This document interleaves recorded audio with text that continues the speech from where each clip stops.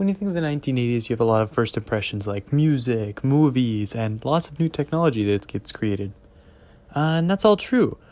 But there's 5 main historical figures. We have Ronald Reagan, George W. Bush, James Russell, Robert Jarvik, and Steve Jobs. Now, Ronald Reagan and George Bush were both presidents, along with Jimmy Carter, and those were the presidents of the era. However, Jimmy Russell was a CD inventor, and CDs absolutely blew up during this time. We have Robert Jarvik. Robert Jarvik was an artificial heart creator. I thought he was very important because it really shows how technology was really blowing up during this time. And then we also have Steve Jobs, who created the Macintosh computer. So the Macintosh and the CDs blew up huge, but there was also another huge technological event, and that was the first space shuttle launch.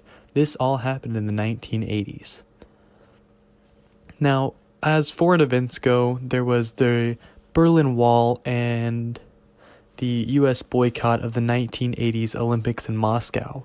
And both of these really showed that the U.S. was capable of handling foreign events.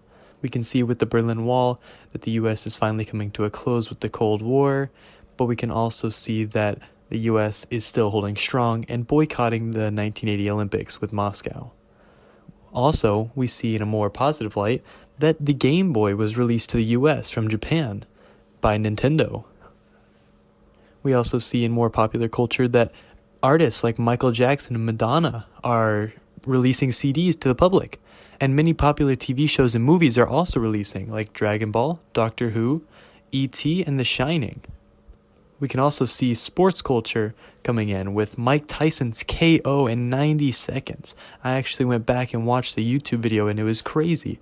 Mike Tyson totally destroys the other dude.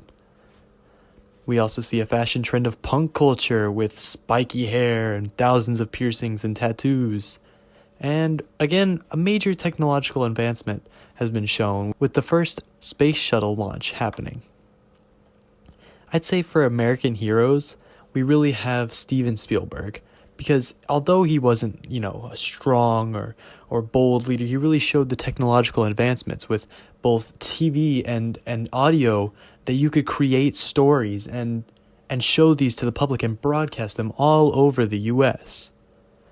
As a slogan, I'd say, "Who you gonna call?" Ghostbusters! Because that really showed the U.S.'s advancements in technology.